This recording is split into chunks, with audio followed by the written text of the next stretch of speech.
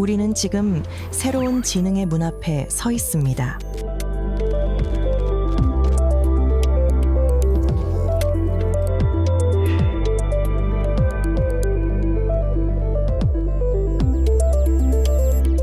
답보다 질문이 더 중요한 시대. 지금 시작합니다. 우리는 매일 문장을 씁니다. 보고서의 한 줄, 메시지의 한 단어에도 사람의 사정이 묻어납니다. 그렇다면 비슷하게 잘 쓰는 문장을 마주했을 때 우리는 무엇에서 사람다움을 알아볼 수 있을까요? 인간의 글쓰기는 인공지능의 글쓰기와 어떻게 다른가요? 사람의 말에는 맥락과 의도 그리고 논리가 숨어 있습니다. 그러니까 문장 한마디에 모든 의미가 담겨 있는 거죠. 어느 학생이 예를 들어서 실험을 3번이나 했는데 실패했어요. 하지만 그 덕분에 실험 조건을 완벽하게 파악했습니다. 라고 이제 이야기하는 학생이 있죠. 그럼 그 한 문장에는 무엇이 담겨 있냐면 그 학생이 실험을 해서 실패한 그 패배감, 그리고 좌절한 그런 감정, 그리고 그 실패에서 얻어진 어떤 깨달음이라는 것이 모든 것들이 그런 감정들이 숨어 있습니다. 이게 바로 스토리가 있는 그런 말, 그게 이제 인간의 영역이라고 생각을 하고요. 네, 근데 반대로 AI의 말은 굉장히 다릅니다. 굉장히 유창하죠. 그리고 굉장히 매끄럽습니다. AI는 문법 하나하나도 굉장히 정확하고요. 하물며 아주 멋진 전문 용어까지도 술술술술 쓰면서 이제 문장들을 작성을 하죠. 그런 면에서 인간과 그리고 AI의 말은 매우 다르다라고 생각을 합니다. 하지만 AI는 책임감이 없어요. 그러니까 틀린 정보를 제공해도 미안하다는 말을 안 하거든요. 물론 저희가 이제 틀린 점을 지적을 하면 AI는 단순하게 죄송합니다라는 말은 하죠. 그러니까 말은 그럴싸하지만 영혼이 없다고나 할까요? 정리하자면 AI는 아주 근사한 데이터를 제공을 하고요. 그리고 사람은 스토리가 있는 말을 한다라고 생각을 합니다. 인간은 빠르지 못하지만 느리지만 논리를 제공을 하고요.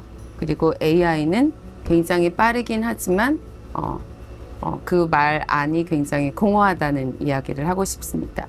뭐 예를 들자면 연구실 얘기를 해볼까요? 연구실은 학생과 이제 교수로 이루어져 있죠. 학생은 매우 빠르게 데이터를 습득할 수는 있겠지만 그 논리를 전개하는 데 좀 부족한 면이 있습니다. 근데 반대로 만약에 연구실에 교수만 있다면 교수는 논리는 굉장히 깊이가 있겠지만 데이터를 얻는 데 이제 많은 시간이 걸리겠죠. 문장이 그럴듯하다는 것만으로는 충분하지 않습니다.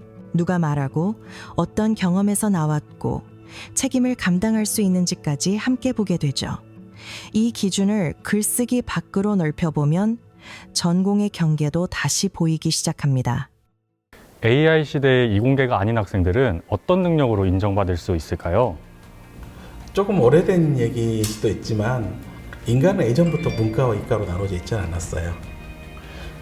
그 얘기는 뭐냐면은 이과적인 성향이 먼저 발현이 되어서 AI 분야가 좀 더 빠르게 진행된 것 뿐이지 문과적인 성향도 당연히 앞으로 계속 필요할 거고요. 어떻게 보면은 이 양측의 사람의 두뇌도 이제 양쪽 측면이 있듯이 이 양쪽 두뇌가 이제 통합되는 그런 시대가 되지 않을까. 앞으로는 그게 좀 더 중요하지 않을까 생각을 하고 있습니다. 사실은 프로그래밍 언어는 답이 있는 것을 맞춰가는 과정이거든요. 그러니까 프로그래밍 언어는 데이터도 많고 그걸 학습한 인공지능 모델은 정확도가 더 좋겠죠? 그러니까 오히려 더 자동화가 되는 거예요. 그런데 어떤 프로그램을 만들 것인가에 대한 필요, 수요 그런 것도 우리가 만들어내야 되는 거잖아요. 그런 필요나 가치는 누가 더 잘 생각해낼까요? 그것도 생각을 해볼 필요가 있고요. 그런데 또 저는 인문학, 공학 혹은 뭐 자연과학 이런 가르는 거를 좀 좋아하진 않는데 그런 가치는 혹은 창의성을 누가 더 가지고 있을까요? 인문학자가 더 많이 가지고 있을까요? 혹은 공학한 사람이 더 많이 가지고 있을까요? 자연과학한 사람이 많이 가지고 있을까요? 알 수 없어요. 결국 중요한 건 어느 쪽 사람이냐가 아니라 무엇을 필요로 보고 어떤 가치를 세우느냐입니다.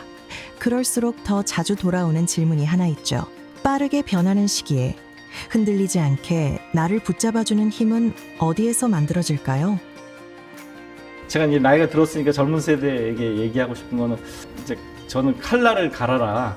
항상 이제 어떤 순간에 이제 공부 열심히 하고 열심히 탐구하고 이러다 보면은 사람이 굉장히 예리하고 남들이 봐도 정말 이렇게 칼날이 있는 이렇게 변해진 상태구나 이렇게 느끼는데 이제 조금 지나서 사람들이 이제 나태해지고 조금 성공에 이제 안주하고 이제 그러다 보면은 나이가 들어가지고 예전에 총기 예전에 이렇게 날카로움 이런 걸 많이 이제 사라진 이제 그런 분들을 많이 봐왔거든요.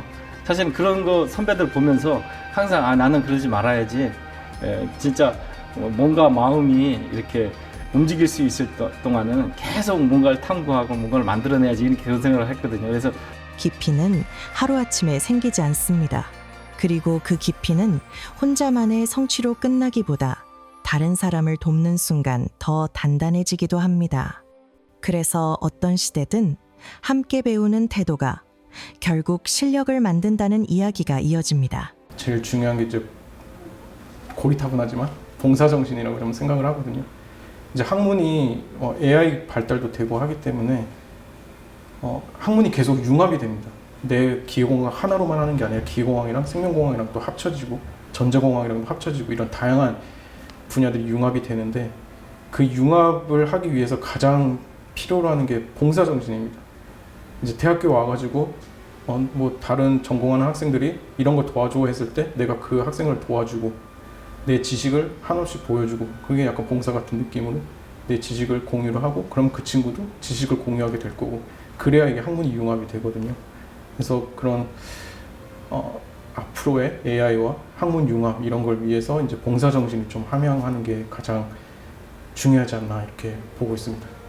지식을 나누는 마음을 더 가까이 들여다보면 결국 생활의 기본으로 돌아옵니다.